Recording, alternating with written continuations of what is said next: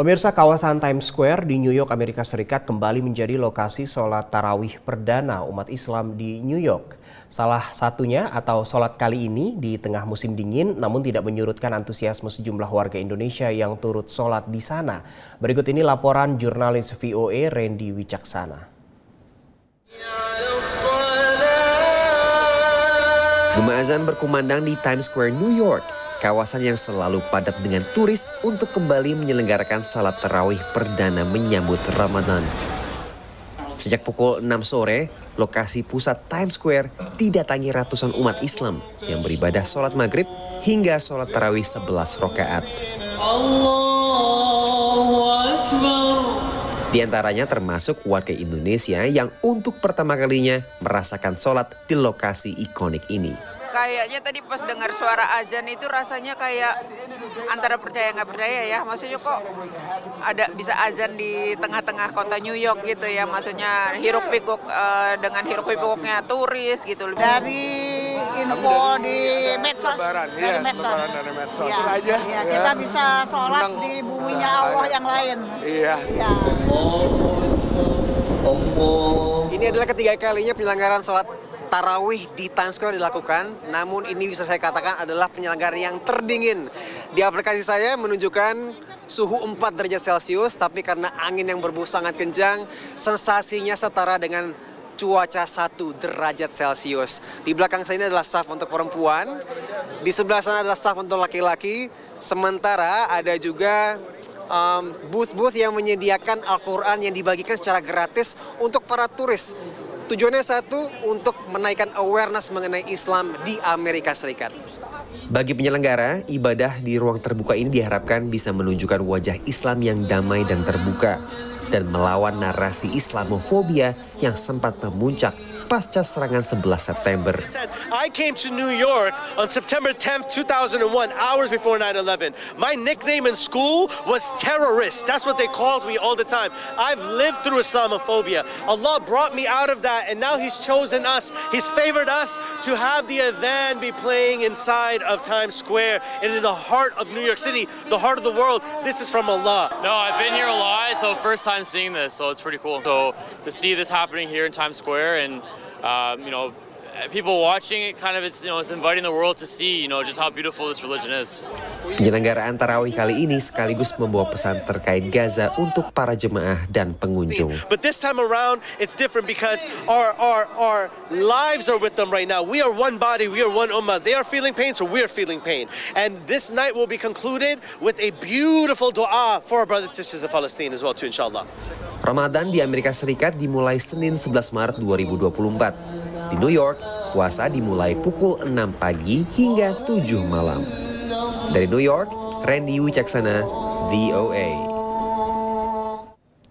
Pemirsa, dua usaha rintisan Amerika Serikat membangun pabrik komponen baterai kendaraan listrik di sebuah kota kecil di negara bagian Washington. Kedua perusahaan ini mendapat insentif dari pemerintah AS untuk mengamankan rantai pasok baterai mobil listrik di dalam negeri dan ikut berperan dalam ekonomi energi bersih. Berikut laporan jurnalis Helmi Yohanes dari VOA. Dengan populasi sekitar 25.000 jiwa, kota pedesaan Moses Lake di negara bagian Washington menjadi bagian dari ekonomi energi bersih Amerika sebagai salah satu lokasi pembuatan baterai kendaraan listrik atau EV. Salah satu perusahaan yang memproduksi komponen utama baterai adalah Group 14 Technologies. What you see behind me here is our first 2 commercial scale production modules for our silicon battery technology here at Moses Lake. That's going to go into everything from electric vehicles to IoT devices to smartphones and wearables, a lot of battery-based applications.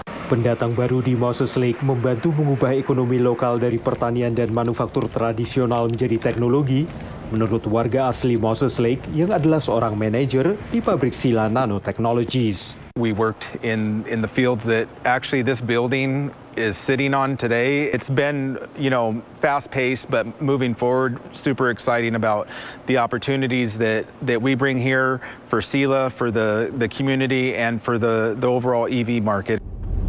Dua perusahaan rintisan Amerika yang masing-masing mendapat dana hibah pemerintah federal sebesar $100 juta berlomba mengamankan rantai pasok baterai mobil listrik di dalam negeri.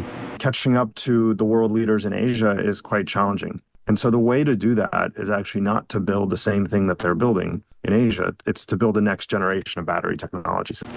Baik Sila maupun Group 14 mengganti grafit pada baterai lithium-ion dengan komponen berbasis silikon karena sejumlah alasan. The primary mineral for what's going in Moses Lake is sand. It's silica. It is the most widely distributed mineral in the crust of the earth. Graphite is lower performance, and as a nation we're trade exposed because most of the graphite comes from overseas. Menurut Group 14, teknologi perusahaannya bertujuan mengurangi salah satu hambatan utama dalam adopsi mobil listrik, yakni kekhawatiran soal pengisian daya. When we think about charge times, right now we're hearing 10 to 80% in 10 minutes.